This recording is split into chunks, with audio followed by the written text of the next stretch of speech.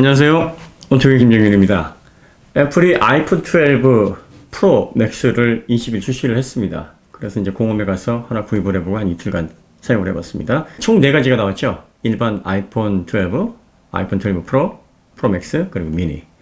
뭐 4가지를 다 구입할 필요 없이 그냥 가장 기능이 많이 들어가 있는 카메라 부분에서 가장 차별성이 많은 이 프로 맥스 요걸 한번 사용해 보면 아이폰 12 시리즈가 담고 있는 가치, 그리고 또 사용성, 또 유저 익스페리언스 이런 것들 경험하기 충분하지 않을까 해서 이 제품 선택을 했습니다. 많은 분들이 뭐 디자인 그리고 또 새롭게 들어가는 A14 바이오닉 AP 5나노 공정의 NPU가 뉴럴 프로세싱 유닛 여기 굉장히 확대가 됐죠. 그리고 118억 개의 트랜지스터가 들어간 지금까지 공정 중에서는 가장 미세 공정이 적용된 혁신적인 프로세서. 이거 애플이 디자인해서 개발한 겁니다. 물론 파운더리는 TSMC에서 했죠. 애플은 원래 패블리스 기업이죠. 이 패블리스라는 게 하드웨어들을 설계를 하는데 이것들을 이제 생산할 공장이 없으니까 이걸 위탁 생산을 하는 파운더리를 통해서 생산하는 기업들은 이제 패블리스라고 합니다. 대표적으로 AMD가 그렇고 애플이 그렇고 또 퀄컴, 브로드컴 뭐 이런 회사들이 그렇습니다.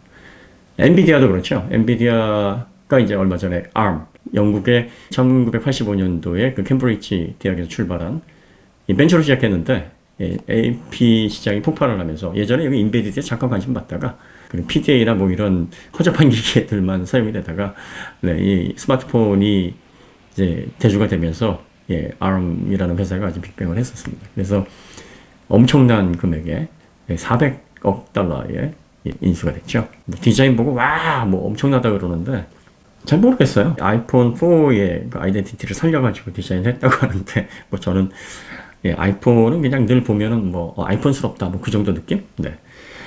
몇 가지 이제 여기에서 리뷰를 하시는 분들이나 이거 설명하시는 분들의 보정해주고 해드리고 싶은 내용이 좀 있는데 대표적인 게 이제 라이다 설명하실 때요. 라이다를 설명하시면서 여러분들 왜 자율주행에 들어가는 그 라이다 있잖아요. 이거예요. 이렇게 설명을 하시는데 뭐 이렇게 완전히 틀린 설명은 아닌데 그렇게 설명하시면 잠깐 오해의 소지가 많습니다. 요거는 조심해서 좀 사용을 해야 되는데 자율주행에 들어가는 라이다 있지 않습니까? 지금 자율주행에서 라이다가 대주가 된 솔루션으로 디바이스로 지금 정착을 완전히 대주가 되어 있지 못한 상황입니다. 구글이 로보택시를 뭐 상용화를 일부 지역에서 지금 하고 있어서 곧 상용화가 되기 직전입니다. 뭐 애리조나 피닉스에서 우버나 뭐 구글 또 크루즈도 곧 한다 그러죠. 그렇게 해서 이제 뭐 라이다에 들어가는 어떤 장치다라고까지는 동일한 원리입니다. 뭐 이렇게 설명할 수 있는데 이 자율주행에 사용되는 바로 그 라이다입니다라고 설명하시면 안 돼요. 왜냐하면 라이다는 이 자율주행 때문에 개발된 게 아니고 그 레이저라는 것은 1950년대에 개발이 됐고 이 라이다, 레이저 펄스를 이용한 레이저 스캐너도 개발된 지가 꽤 오래됐습니다. 주로 군사용이나 뭐 계측용, 기상관측용으로 많이 사용이 됐어요. 영화에서도 라이다는 많이 등장을 합니다. 뭐 공상과학 영화에서도 프로메테우스에 보면은 동굴 탐사할 때 이렇게 동굴 사전 3D로 지도를 만들 때 빛을 쏘죠. 그게 라이다예요. 그래서 동굴의 지도를 그래픽화해서 보는 뭐 그런 용도로 지금 그런 용도가 많이 있습니다. 그러니까 자율주행을 위해서 개발된 게 라이다가 아니라 그 이전부터 라이다는 있었는데 그 라이다를 통해서 SLAM, Simultaneous Localization and Mapping 요 기술을 통해서 즉각적으로 로컬라이제이션으로 HD 맵을 만들어가지고 자율주행을 외부의 어떤 커넥티드 없이 차가 스스로 할 수 있게 만드는 기술을 라이다를 통해서 구현을 한 겁니다. 라이다가 즉석에서 로컬라이제이션으로 지도를 만들기에 가장 적합한 관측 장비이기 때문입니다. 그런데 이제 원래 그 자율주행에 사용됐던 이 기술은 로봇공학에 사용이 됐었어요. 로봇공학, 자율보행이죠.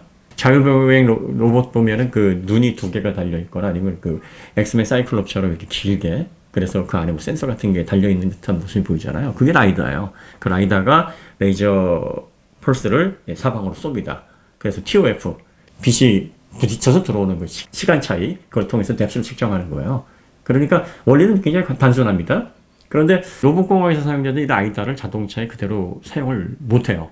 그 다음에 일반 관측용 라이다도 자율주행용으로 사용하기 좀 어렵습니다. 왜냐하면 이 로봇이나 스마트폰 같은 기기에서는 이 사용자가 이게 멈춰 있거나 움직이더라도 걷는 속도입니다. 그렇기 때문에 대략적으로 10Hz 정도만 처리를 해도 관측하는데 아무런 문제가 없어요. 자동차는 어떻습니까? 자동차는 엄청 빠르게 주행을 하지 않습니까? 빠르게 주행을 하면서 주변을 지도를 만들어서 그걸 처리를 해야 되기 때문에 NPU가 그 연산을 해내야 되기 때문에 이 들어오는 정보 양이 거의 10배 이상 차이가 납니다. 그냥 100Hz 정도의 정보들도 효과적으로 잘 처리를 할 수 있어야 돼요. 그래서 레이저 펄스 뭐 센서의 어떤 구조, 그걸 처리하는 프로세서 유닛 뭐 이런 것들이 다 다릅니다. 그러니까 기본적으로 자율주행에 또 사용되는 그 라이다의 그 장치를 여기에 맞게 사용했다 이렇게 얘기를 하시면 됩니다. 여기에 아이폰에도 들어가니까 이제 자동차에도 라이다가 곧 대두가 돼서 여기에도 들어가는데 자동차 들어가니까 어렵겠느냐? 어렵습니다. 그렇기 때문에 라이다를 이용한 이 자율주행 이 방식이 아직까지 여러분들이 일반 대중차에서 보실 수가 없는 거예요. 지금 계속 가격을 내리고 있는데 가장 이제 현실적인 가격대로 내려온 게 한 500불 정도 수준입니다.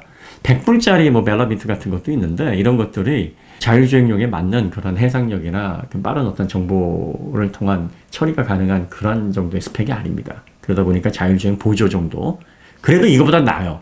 왜냐하면 자동차에서 사용되는 자율주행 보조 센서로 사용을 하는 거기 때문에 이거보다 훨씬 낫습니다. 여기에 들어간 라이다는 비싸야 한 1, 20불 정도 할 겁니다. 왜냐면은 그 아이폰 같은 경우에는 전체 제조 단가가 판매 가격의 대략적으로 4분의 1 정도 잡습니다. 예전에는 한 5분의 1 수준이었는데 지금 장치가 워낙 많이 들어가니까 4분의 1 정도 수준이 된다 그래요. 일부 기사에서 뭐 아이폰 12가 340불, 350불 원가가 들어간다는 건 약간 좀 부풀려서만 얘기한 거고 실제로 제조사에서 받는 가격들은 훨씬 더 낮습니다. 그러다 보니까 뭐 디스플레이 들어가죠, 카메라 3개 들어가죠, 뭐 여기에 들어가야 하는 뭐 PCB 들어가죠, 뭐 다양한 장치들이 배터리도 들어가고 하는데 라이다에 할당될 수 있는 원가가 굉장히 낮아요. 그리고 여기 있는 걸 자동차에 달면 전혀 자율주행은커녕 뭐 아무것도 못합니다. 이 주차 보조 센서로는 사용할 수 있을 거예요. 그 정도 스펙이니까 자율주행하고 연결을 했을 때 그냥 개념만 연결해서 설명을 하시면 됩니다.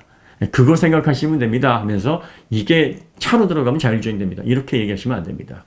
여기에 들어가는 거는 이제 그 AF 성능을 좀 높이고 카메라가 이제 어두운 곳에서는 뎁스 어렵지 않습니까? 그래서 그 뎁스를 측정하는 그런 어떤 TOF 쪽에 도움을 주고, 그 다음에 AR, 뭐 이런 다양한 환경에서, 그래도 이제 복회 할 때도 좀 더 얘가 도움을 주는 것 같아요. 그런 용도로 사용을 하시면 되겠습니다.